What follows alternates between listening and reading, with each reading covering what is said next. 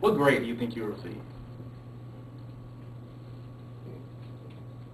What grade do you think you'll receive? And right after that, I said, whoa, wait a minute. Hold on now, hold on. I didn't come here to be ashamed. I didn't come to this earth to stand before God in the end and be ashamed. I have to get it together. Just think about your life. Are you here to ultimately be ashamed? Are you living this life in which one day you will be ashamed? Your career, your education, your job, your family, all those things are not even important when it comes to Jesus Christ. Work out your salvation with fear and trembling. All this will pass away, and we're seeing the signs already that the storm is coming. Are you ready to stand in the evil day? Are you working out your salvation with fear and trembling? It takes work. I know, it's hard. That's why we have to put things in perspective. I know this has to be done. I know this has to be done, but hold on, God comes first. Is God coming first? Are we putting our jobs, our careers, our education, our family, all those other things that simply will fade away? So we have to reevaluate our lives and say, not my will, but your will be done. Matthew 7, Jesus said, not everyone that said unto me, Lord, Lord, shall enter into the kingdom of heaven, but he that doeth the will of my Father which is in heaven. So that has to be the focus of our lives. Father, what is your will? I don't care. I might not have to go to work today. What is your will? What do you want me to do? Each and every day of my life. When I stand before you, I want to be as you are and not be ashamed. And not be ashamed. So the question is, are we saved now? I know there's a lot of false doctrines out there that says that we are saved, connecting that back to work out your salvation. The Bible says work it out. But some people say we are saved. Well, let's be able to show other people. Let's go to Hebrews 3.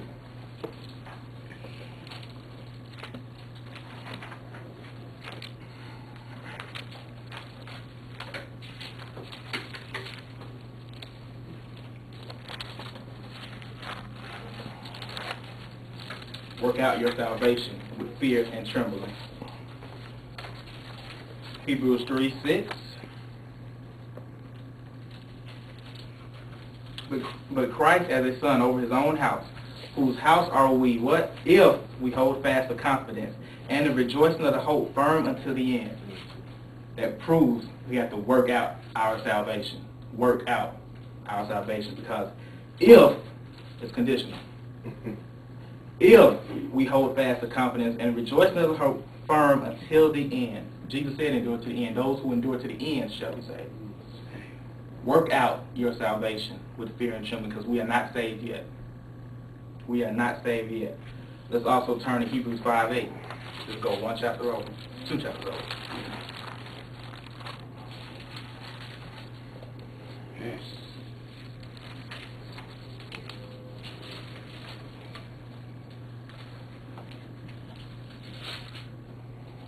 Verse 8, Hebrews 5, verse 8. Though he were a son, yet learned he obedience by the things which he suffered. And being made perfect, he became the author of eternal salvation unto all them what? That obey him. Obey him. Work out your salvation with fear and trembling. My very salvation, my very life, real life, not this life, real life is on the line based on what I do. With the earnest of the Spirit he has given me and his word. What am I doing? Am I working out my salvation with fear and trembling, knowing that I have to stand before him one day? Well, let's turn to Romans 1.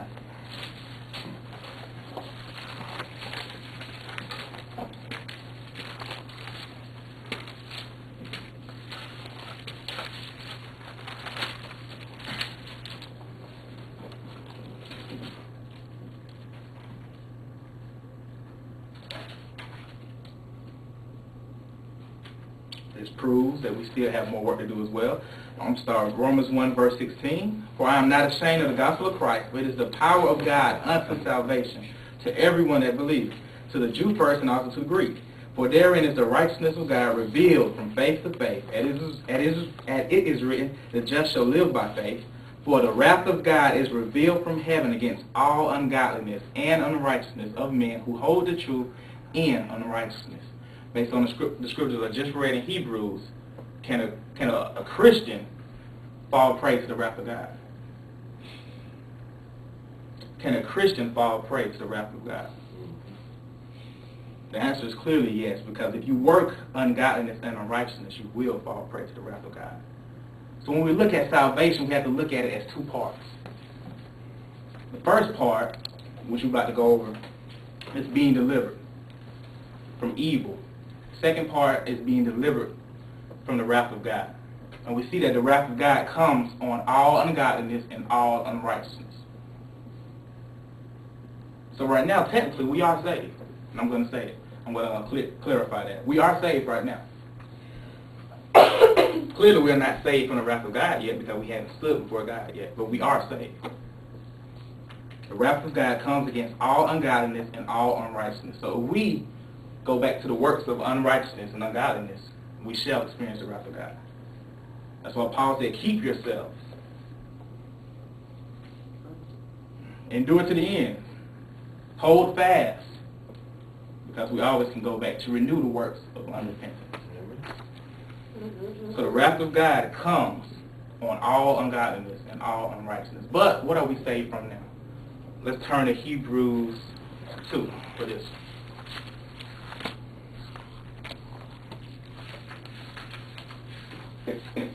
Hebrews 2.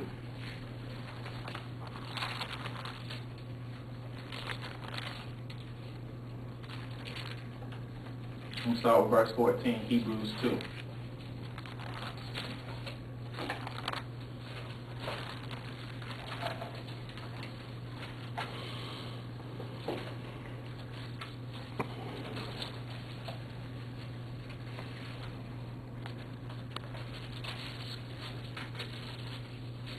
For as much then as the children are partakers of flesh and blood, he also himself likewise took part of the same, that through death he might destroy him that hath the power of death, that is the devil, and deliver them who through fear and death were all their lifetime subject to bondage.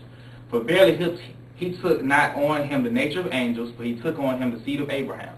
Wherefore in all things it behooved him to be made like unto his brother, that he might be a merciful and faithful high priest in things pertaining to God, to make reconciliation for the sins of the people. For in that he himself has suffered, being tempted, that he is able to succor them that are tempted. So right now, we are saved from the power of death,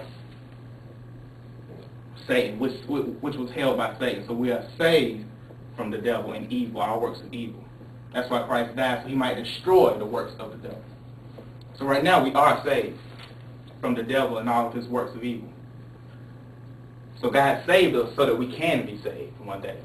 So we're saved from evil so we can long enough choose righteousness and the straight path that Jesus spoke about in Matthew 7. Long enough so we can stay on that path until we see God face to face and we can be saved from his wrath. So that's why we're born again, or saved right now.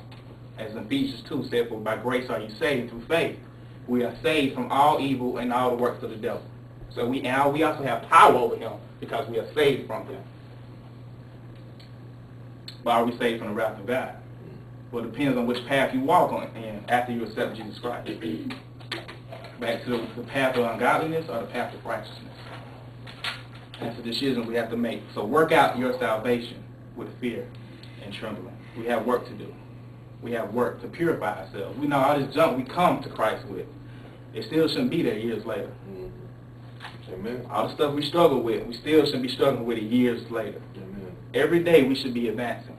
That's what God had to deal with me on. Are you advancing? Are you getting better every day? Every day. In order to do that, we have to prioritize our time. We have to be diligent about using our time, redeeming the time. We have to be. We have to work out our salvation. Anything that it takes. We have to have the attitude, by any means necessary, we will be saved. Amen. We have to have the attitude, that mindset.